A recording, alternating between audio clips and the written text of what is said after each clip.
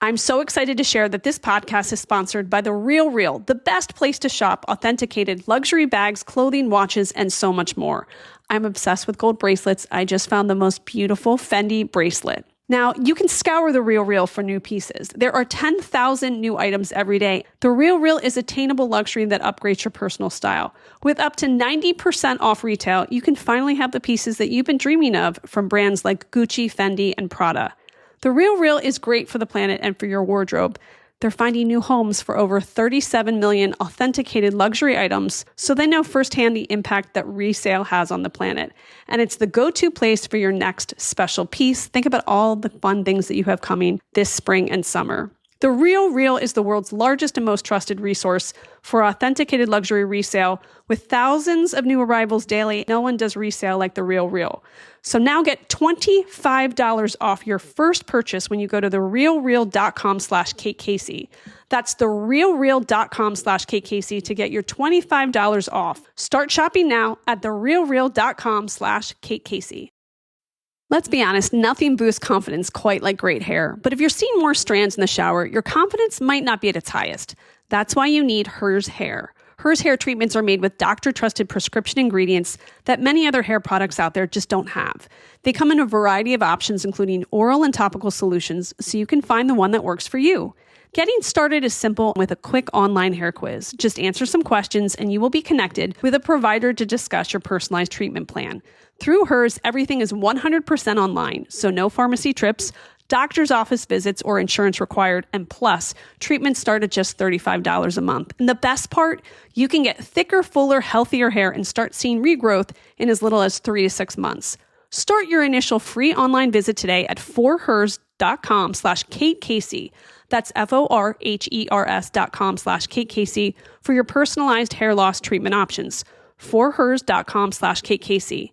Individual results may vary. Compounded products are not FDA approved or verified for safety, effectiveness, or quality. Prescription required. Price varies based on product and subscription plan. See website for full details, restrictions, and important safety information. The amazing Kate Casey. Welcome back for another episode of Reality Life with Kate Casey.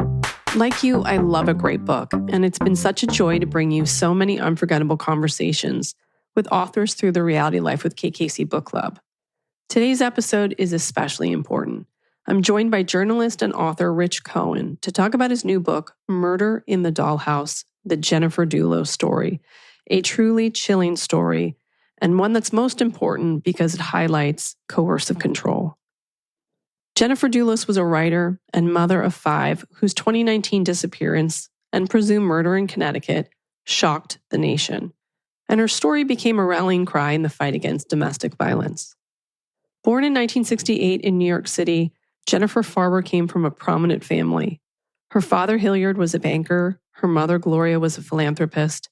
She was also the niece of fashion industry pioneers Liz Claiborne and Arthur Ortenberg. Jennifer graduated from Brown University and later earned a master's degree in writing from NYU's Tisch School of the Arts. She co-founded a theater group and wrote under the name Jennifer Bay. In 2004, she married Fotis Dulos, a Greek-born luxury home developer, and they had 5 children, 2 sets of twins and a daughter, and settled in Farmington, Connecticut. But behind the polished exterior, Jennifer described a deeply troubled marriage. She accused Fotis of emotional abuse and controlling behavior. In 2017, she filed for divorce and moved with her children to New Canaan, fearing for her safety. On May 24, 2019, Jennifer dropped her children off at school and then vanished. That afternoon, friends reported her missing. Blood evidence was later found in her garage and kitchen. DNA confirmed it belonged to both Jennifer and Fotis. Surveillance footage captured Fotis and his girlfriend, Michelle Troconis, dumping trash bags containing bloody items and cleaning supplies in Hartford. Jennifer's car was abandoned near Waveney Park, and her body has never been recovered. Fotis and Michelle were both arrested for tampering with evidence. In January 2020, Fotis died by suicide while awaiting trial. Michelle Troconis was later convicted of conspiracy to commit murder and other charges.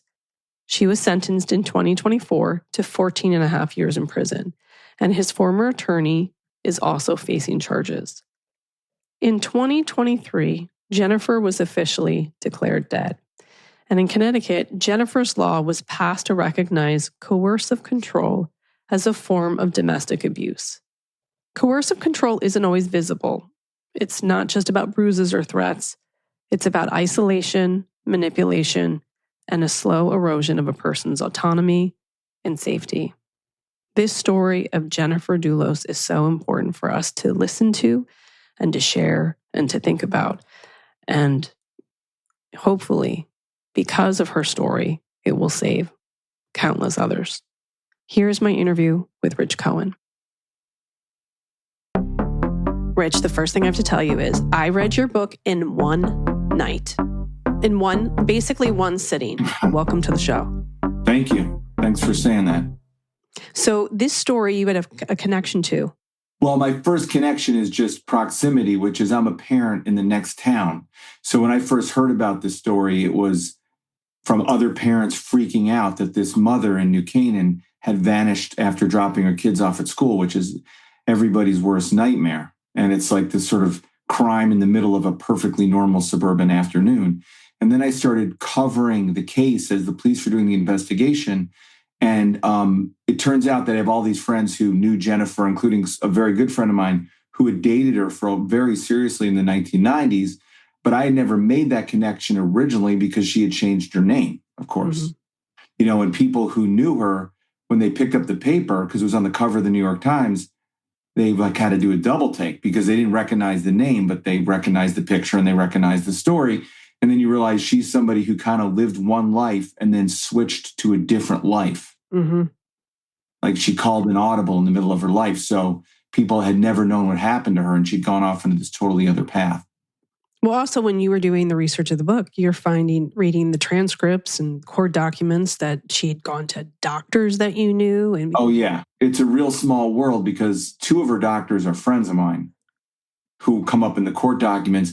And also her oldest kids are the age of my second youngest. And they played hockey against each other in the same leagues and it's all very small world in Fairfield County. And there was all kinds of overlap. So when I read about her story, everything was so familiar, all the places, all the people.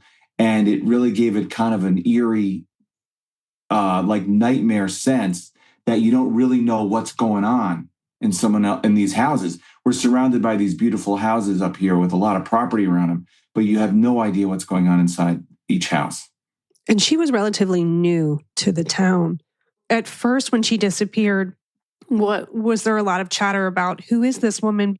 She's like in one of the richest towns in America, similar to a place where I grew up, actually, more than where I live now. So, but she was new. She had this marriage. Her husband had a mistress who they called a paramour, which is a word that sounded to me like was out of the 1800s, you know. And her husband wanted this crazy arrangement where he would have both his paramour and his wife living in his house at the same time. And he was also being funded by his mother-in-law, still funding him. So, which would mean technically the mother-in-law was funding his paramour. Right. So, and then they started to fight about it. And he one day took her aside, Fotis Dulos, and showed Jennifer the gun he had purchased, which is like, to me, that's a threat. So she took a picture of the gun. And then one day when she knew he would be out, she gathered all her kids, took all her stuff, and with the family's nanny, took off. And and then the next day she got a temporary restraining order and she filed for divorce. And so she moved into New Canaan at like a very, very, very bad moment of her life. And her kids went to private school, which means she didn't know that many parents because, well, she knew the private school parents, but she didn't know the majority of public school parents. And she hadn't had a long life there. And she only spent like the last, 16 months of her life there. So she's been definitely taken into the embrace of New Canaan. And they very much see it as a local story and their story. But she was somebody who spent most of her marriage closer to Hartford. And before that, she's very much a very wealthy Brooklyn person from Brooklyn Heights who went to the St. Anne's School, which is a very fancy school. Like you could just rattle off the movie stars and stuff who went to St. Anne's School. And then she went to Brown. So when you start kind of digging into this story, what strikes you as the most unique part of Jennifer's story as a child? Because there are a lot of family dynamics because she's from this really wealthy family. So, and by the way, in my mind, I'm thinking, I wonder if the story would have been different had she not been raised with this wealthy family. Right. How much more control would he have had over her over the years? But in order to understand her, I think you have to understand her family of origin. So her parents come from families with money, and the importance of the lifestyle seems to be paramount. Yeah, well, her family, she's Jewish, and her father was, I think, worked for J.P. Morgan, and her father worked in this very not Jewish corporate world, and he kind of presented himself in this kind of ideal. The ideal was old money, very waspy. It was sort of the way he carried himself probably at work to succeed, and I think she took that very seriously. And in her head, she created this ideal man who was going to be very waspy, old money, country club, certain kind of clothes, certain kind of alcohol. And she was a very smart person, but put so much energy into this image, but like the image isn't really true. So it's like you can pursue it. It's like chasing the pot of gold at the end of the rainbow. You can chase it, but it's never there because it's not real. And she had this dollhouse collection, and specifically one dollhouse. That's where the title comes from, where she sort of built this ideal family. And in real life, she tried to create a version of the dollhouse. And what she found was very different, than in the real life than existed in her fantasy. So, and she did grow up very, very wealthy. She's second of two girls. Her aunt is Liz Claiborne. So that's like a name everybody knows. And she had a car and driver growing up. Like she wasn't on the subway. She'd walk to this school. And, but she was an incredibly great writer. And she had this dream of being, when she was older, a playwright. And she became a very good playwright. But if you're writing, ultimately, you're going to come into conflict with your own family if you're going to write about them.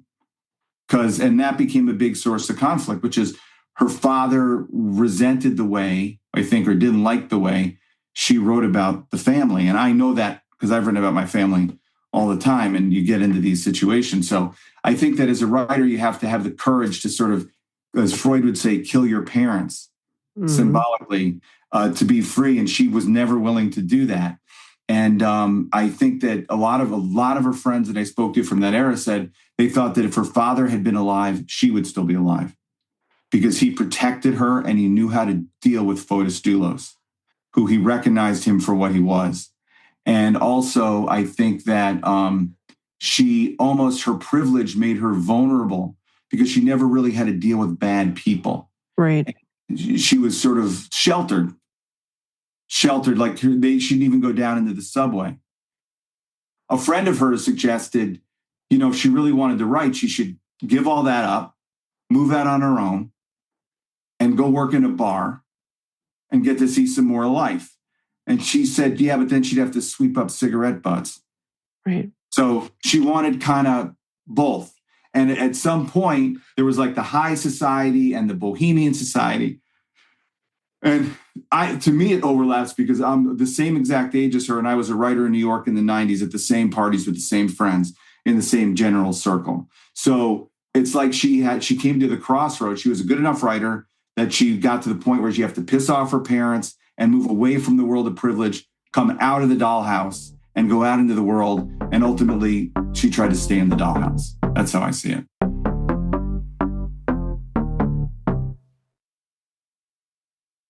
Summer's just around the corner, and the folks at Mint Mobile have a hot take. Getting a summer bod is out, and getting your savings bod is in. This spring and summer, we want skimpy wireless bills and fat wallets. And with premium wireless plans for just $15 a month, you can have both without breaking a sweat or the bank. And let me tell you, the quality of Mint Mobile's wireless service in comparison to my old provider is mint. Say bye-bye to your overpriced wireless plans, jaw-dropping monthly bills, and unexpected overages. All plans come with high-speed data and unlimited talk and text delivered on the nation's largest 5G network. Use your own phone with any Mint Mobile plan and bring your phone number along with all of your existing contacts. This year, skip breaking a sweat and breaking the bank. Get your summer savings and shop premium wireless plans at mintmobile.com/realitylife. That's mintmobile.com/realitylife. Upfront payment of $45 for 3-month 5 GB plan required, equivalent to $15 a month. New customer offer for first 3 months only, then full price plan options available. Taxes and fees extra. See Mint Mobile for details. When I put together my bag each day, I need the essentials, my wallet, my keys, and I also need my Liquid IV, which is helping me stay hydrated throughout the whole day. You can break the mold and own your own ritual with just 1 stick and 16 ounces of water, which hydrates better than water alone.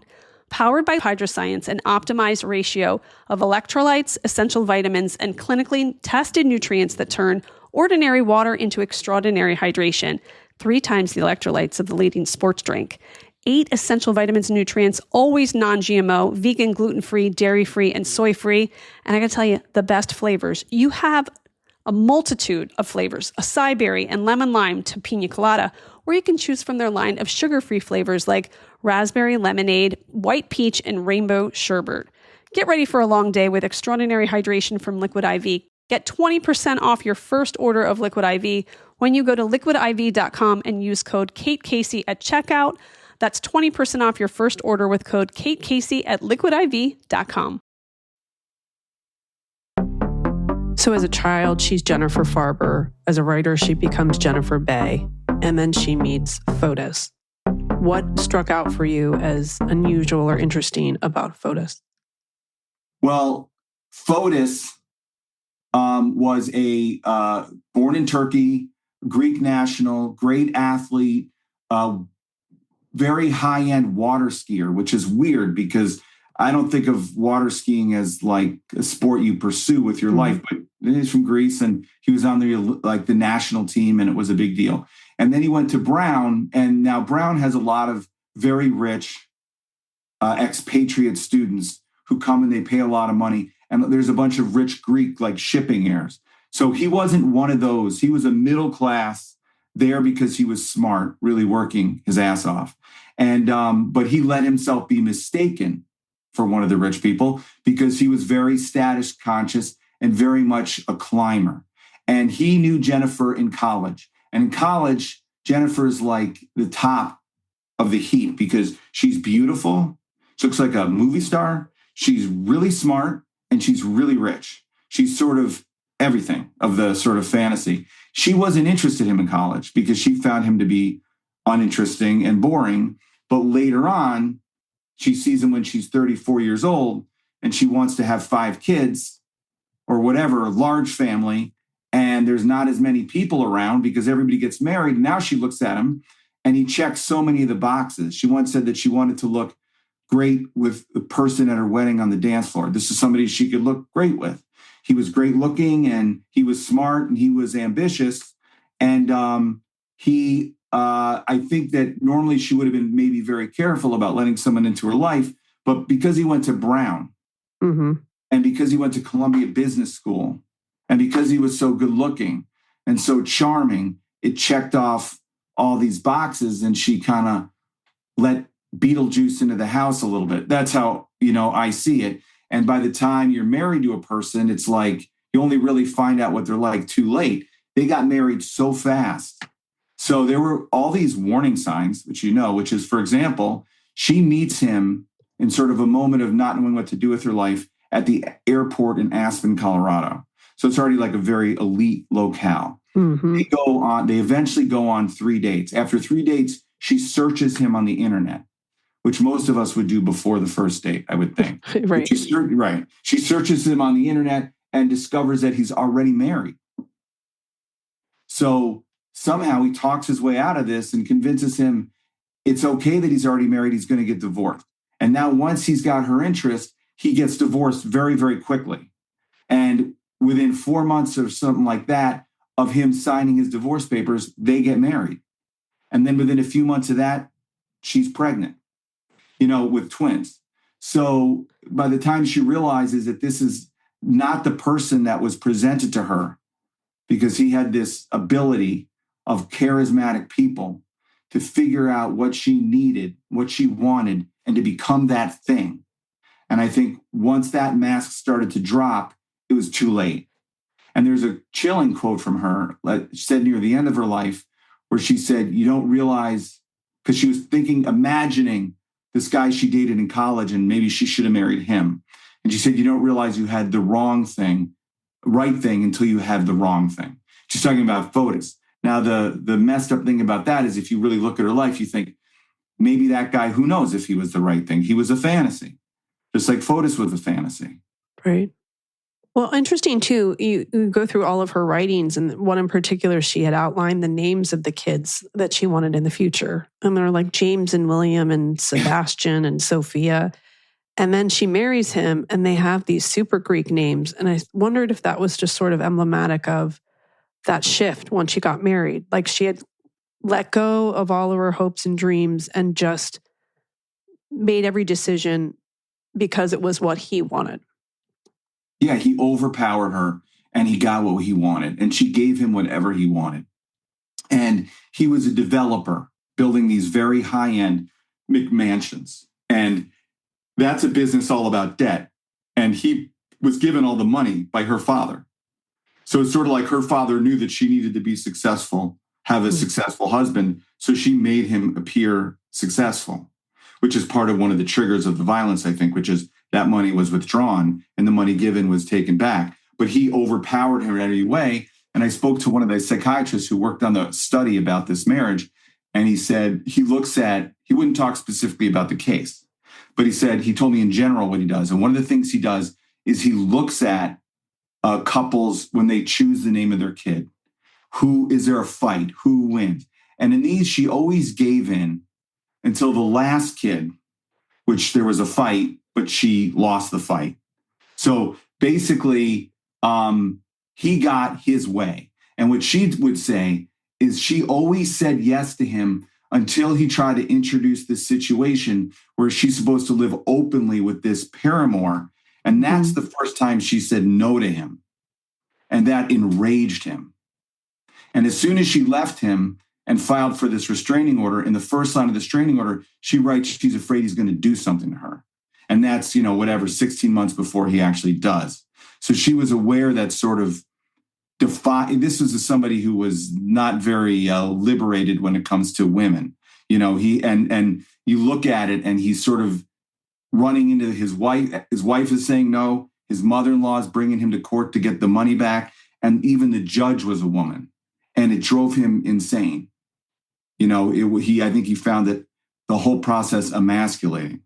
He also didn't want to work with anybody that was Jewish, too.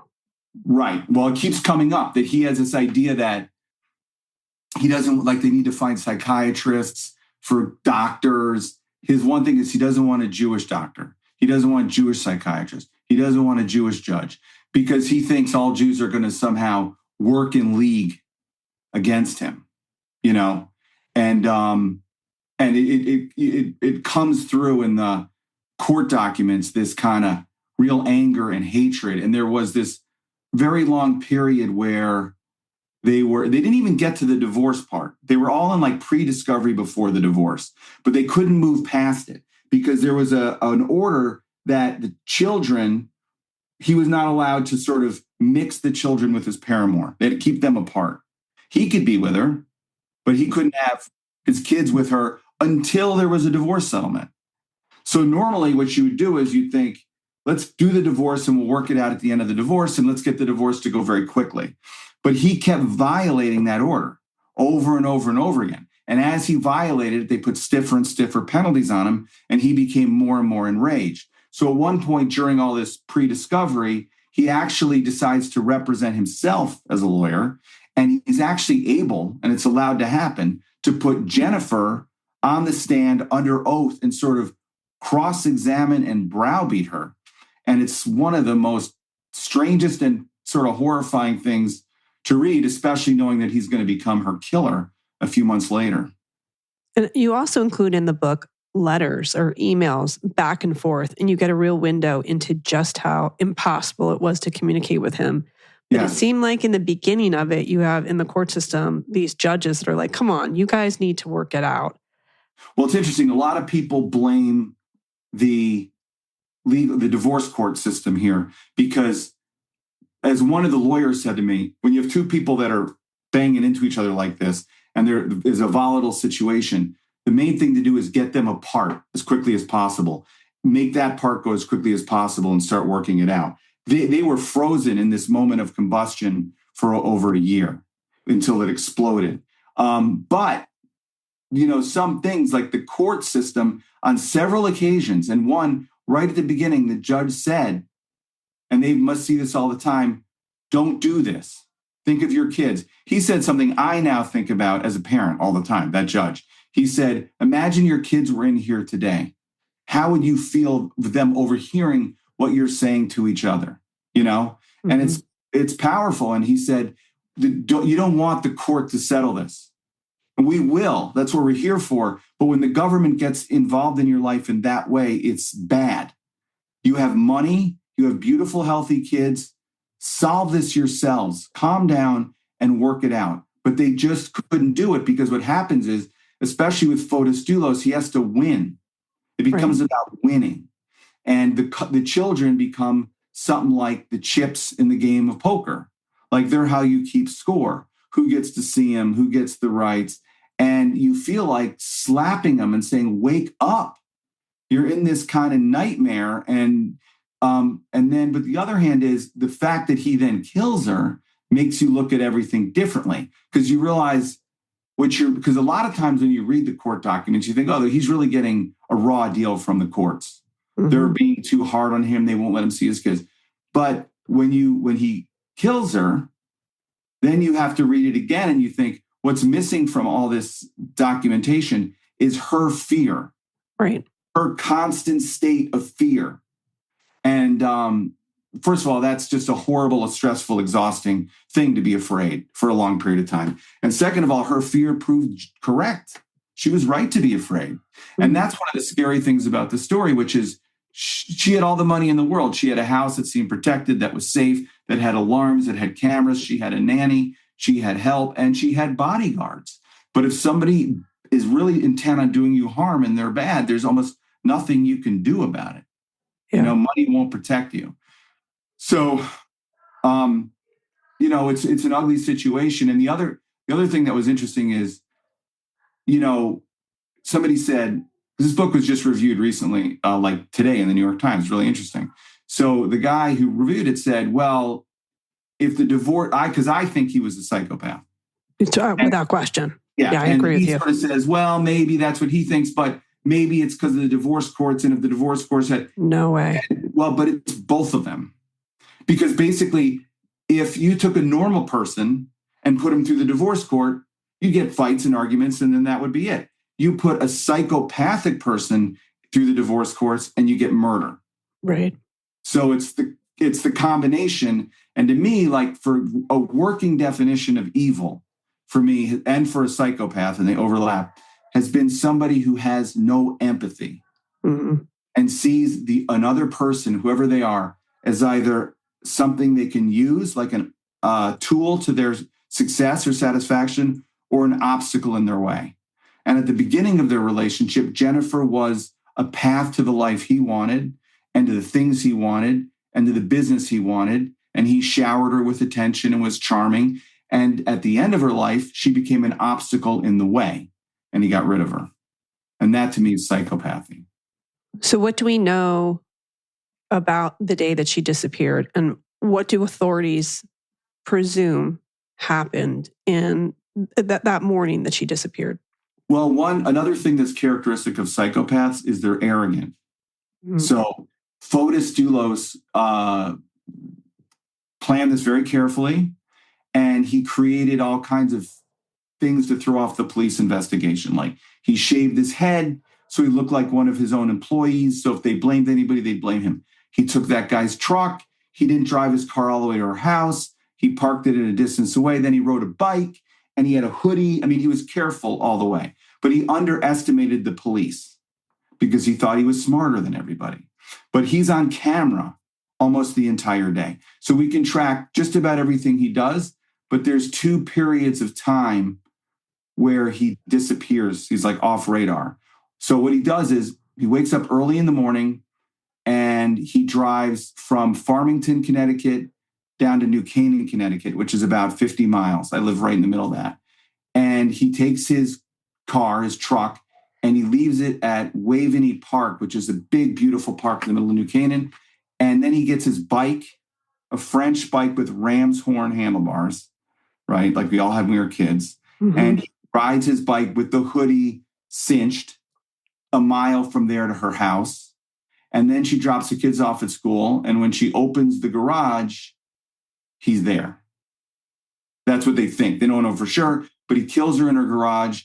And there's so much blood because they never found her body. And it's very hard to bring a murder charge without a body. There's so much blood that the state of Connecticut coroner said no person could survive the loss of this amount of blood. You would die from it unless you were immediately, given more blood. And then he puts her in her own car, drives her back to the Waveney Park. He then backs his car up into a tree, her car, and leaves it in reverse and leaves like the door open. So it looked like somebody grabbed her and yanked her out of the car and pulled her into Waveney Park. And I think he believes the police are going to go look in there and they're never going to find her because it's this huge park. He then puts her body in his truck. And from there, he sort of disappears for a while. Mm. And then he reappears back on the highway driving. And then he's back in this house in Farmington, Connecticut, where he meets with his paramour, who just got convicted. Now, there's a detail that jumped out at me. It wasn't really reported at first, even though it's right in all the public documents. After this happens, he goes back and him and Michelle Troconis have sex against the door of the truck where her body was. Oh, my God. And they're interrupted by the guy whose truck he took, who wants his truck back. That's how they got caught doing that. And to me, that's like, you read that, you think she's guilty. She's guilty, yeah. Right? And then she helps clean up the evidence which isn't the body. It's all the other stuff. It's Jennifer's bra, her T-shirt, and zip ties with blood on them, and paper towels with blood on them. And they take it down into Hartford. This is like a fancy suburb of Hartford, to a bad neighborhood in Hartford, dangerous, high crime neighborhood. And he throws this garbage out in many different dumpsters. And the search begins that night. And he's asked to come to the police station in New Canaan the next day to help with the search. He shows up late. He shows up flustered. And he shows up with a lawyer, but it's the wrong kind of lawyer. And the lawyer is handing Fotis his phone. For some reason, he has his phone. And the cop says, "Is that your phone?" And Fotis then hands the phone to the cop. And the cop says, "What's your security code?" And Fotis, like as if subject to mind control, gives it. And by the way, it's 00000. Mm-hmm. And the lawyer says, "Hey, you can't look at his phone without a search warrant." And the cop says, "I'm not looking at his phone. I'm just seizing his phone and putting in airplane mode so nothing can be tampered with on the phone." And that phone, when they get a search warrant and they search it, shows that same night that Jennifer disappeared, he was in this weird area in Hartford. Now, he probably went to that area because he thought it's such a poor area. There's no police and no one's going to know, and no one's going to ever look there in a million years. But it turns out that it's such a high crime area that it was lined with cameras. So they get the footage from the state, and there he is, him and Michelle, in his vehicle, driving up and down this neighborhood, throwing out this garbage. And the one mistake the police probably made was they should have gone immediately to that neighborhood and searched those garbage cans. It was Memorial Day. This weekend's the 6th anniversary of this. And they waited a couple days. And by the time they went, half the garbage cans had been emptied and taken away to like an incinerator. Mm-hmm. And the other half, they found all the physical evidence that resulted in the first arrest, which was for obstruction of evidence, which was enough to seized his passport because he's a high flight risk, because he's a Greek citizen, he could take off.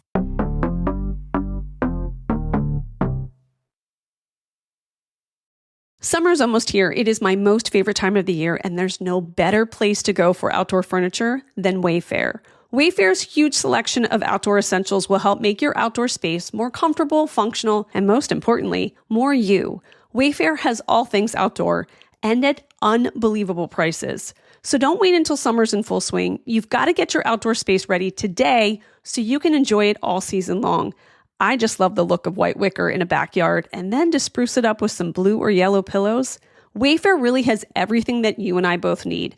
Outdoor dining tables and sets, umbrellas, dining chairs, bar stools, grills, outdoor bars, even tableware. Their huge selection of home items makes it easy to find exactly what's right for you. And I gotta tell you, my favorite part, it is free and easy delivery, even on the big stuff.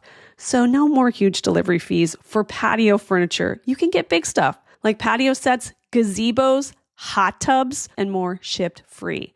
Shop a huge selection of outdoor furniture online. This summer, get outside with Wayfair. Head to wayfair.com right now. That's WAYFAIR.com. Wayfair, every style, every home. There are so many things in life we just never get around to. Taking up that hobby, cleaning out the garage, the little things that don't really make huge differences in our lives. Yet, there's one thing that most of us have probably been neglecting that can have a huge impact on our family's future. It's life insurance. And with SelectQuote, getting covered with the right policy for you is easier and more affordable than you may think. SelectQuote is one of America's leading insurance brokers with nearly 40 years of experience, helping over 2 million customers find over $700 billion in coverage since 1985. If you have high blood pressure, no problem. If you have diabetes, that's fine too. And even if you have heart disease, SelectQuote partners with carriers that can cover those conditions and others. Head to SelectQuote.com and a licensed insurance agent will call you right away with the right policy for your life and your budget. SelectQuote, they shop and you save. So get the right life insurance for you for less at SelectQuote.com/realitylife. Go to SelectQuote.com/realitylife today and get started. That's SelectQuote.com/realitylife. Michelle, what has her position been in the aftermath? Well, she claimed she didn't know and she was innocent, and she was a victim, second victim after Jennifer, that he lied to her. And you could see it because when Jennifer was dating him first, she didn't know he was married. Maybe he did the same thing to her. But the problem is when the police got her and they started interrogating her, and a bunch of these interrogations of videos were played in court, she's lying. Because we know what happened. And she's conveniently lying. And when she's caught in a lie, she just changes her story to include the new facts. And they keep dribbling out new facts. Like at first, they didn't tell her they knew that they were on that Albany Avenue in Hartford. They didn't tell her. They had her make a list of what she did that day. She left that off the list. The most important thing she left off the list. So then she explained she had a reason. At first, she said she woke up in the morning and had sex with Fotis in the shower, giving him an alibi. And then she slowly admits, well, they woke up earlier, then she didn't wake up with him at all. Like she's lying all along. So ultimately, he killed Jennifer, and then he screwed over Michelle, because by killing himself, he left her holding the bag. Mm-hmm. So she becomes the only one who can pay for this. And her trial ended I don't remember, it was about 6 months ago. And she was sentenced to 14 years in prison after having already spent a number of years since her first arrest, either in jail or with an ankle monitor, not free and not free to go where she wanted. So you feel bad for her in one way, but in another way, come on, she was an accomplice and you don't feel bad for her at all.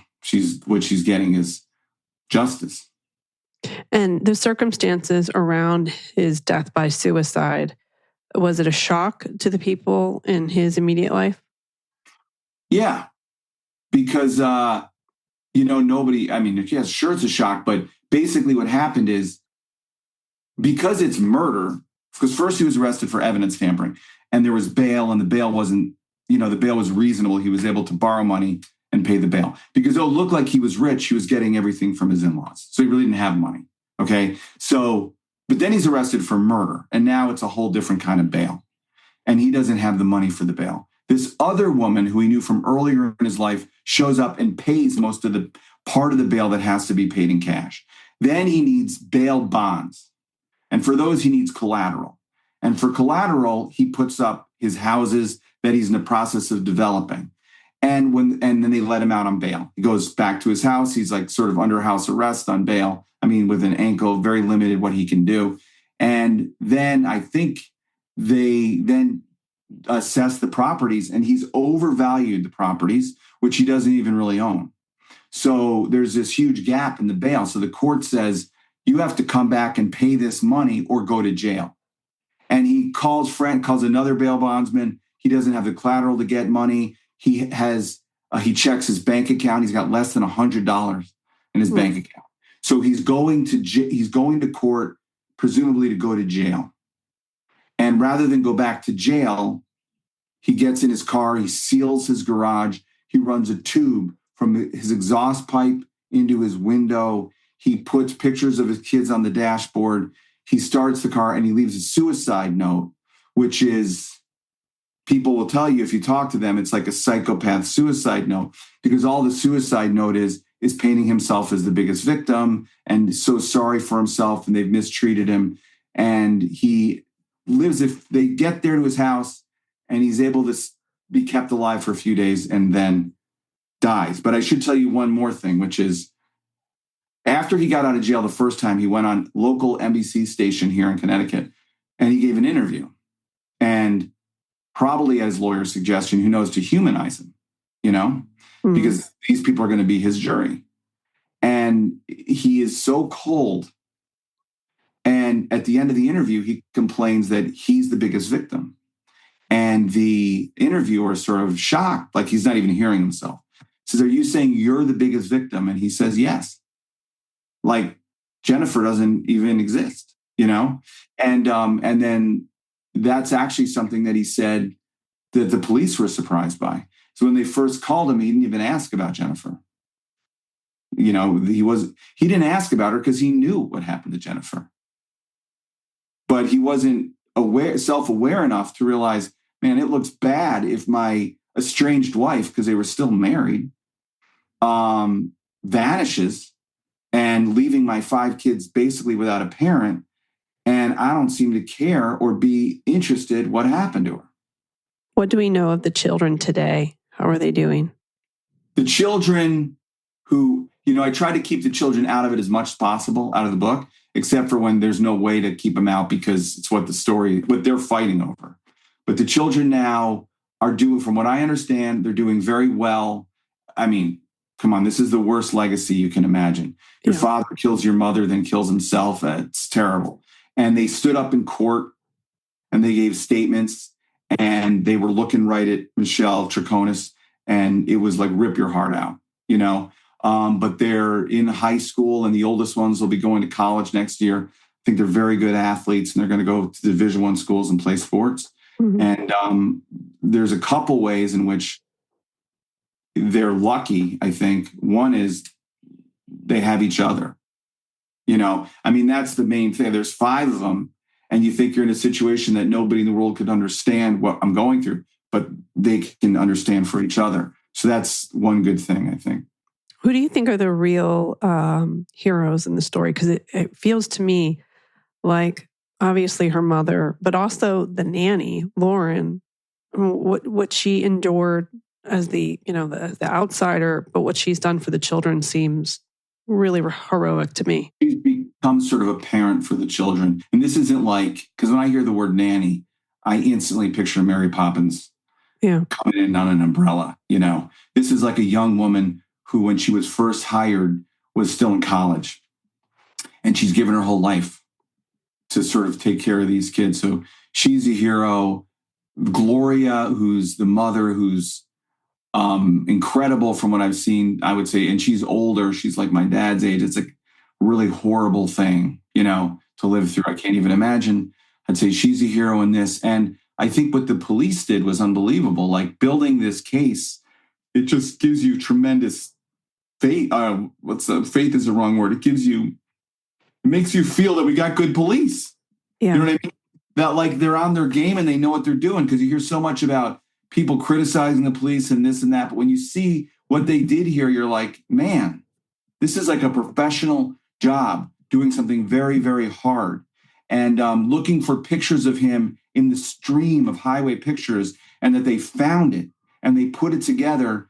It's just amazing. Yeah. What is the one thing that's going to stay with you about this story? I think it's the way that Jennifer, like I said, to me, was a story of my generation. We're exactly the same age.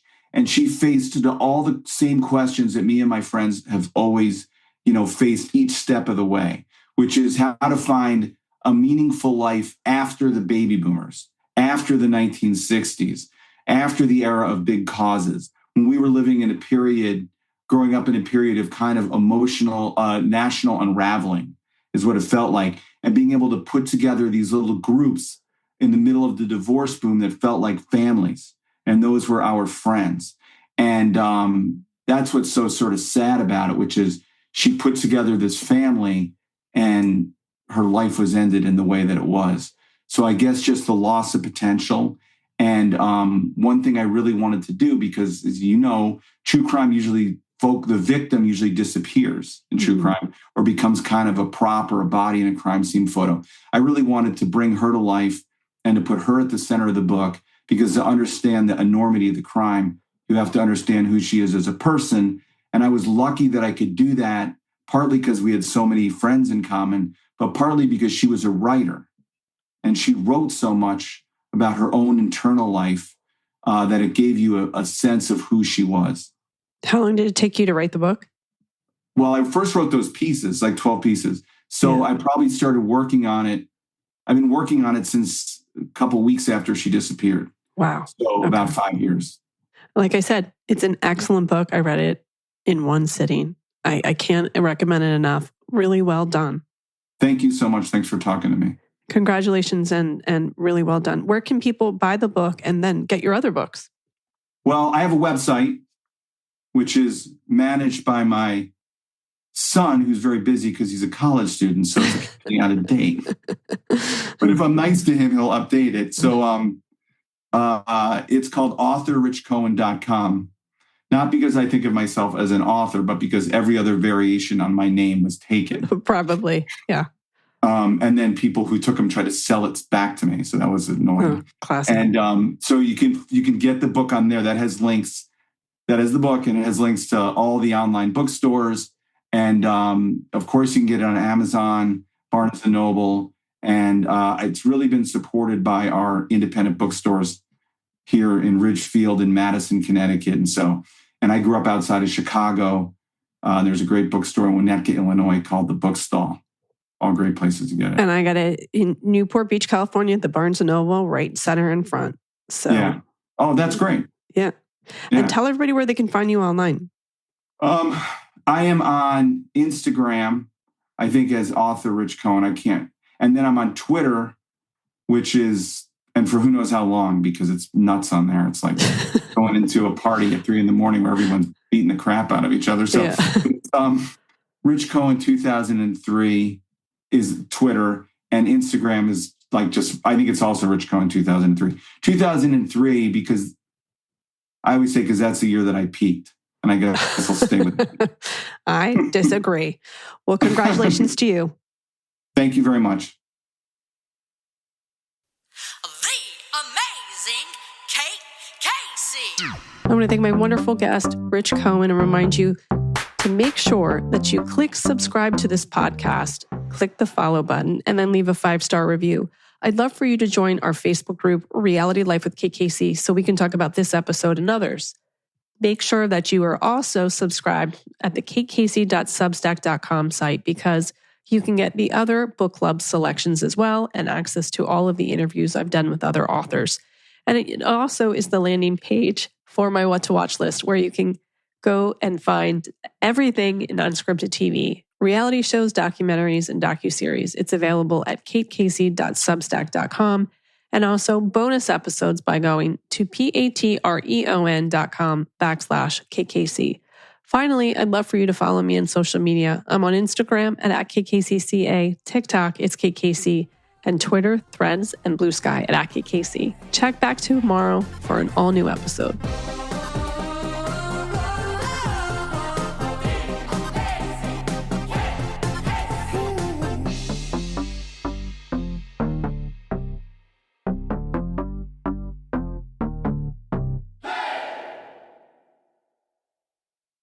Lamont Jones's world is shattered when his cousin dies in custody just weeks after entering prison. The official report says natural causes, but bruises and missing teeth tell a different story.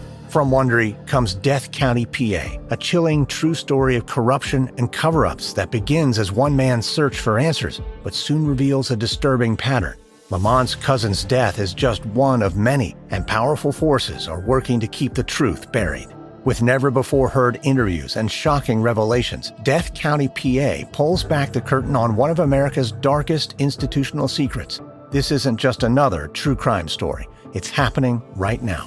Follow Death County, PA on the Wondery app or wherever you get your podcasts. You can binge all episodes of Death County, PA early and ad-free right now by joining Wondery Plus.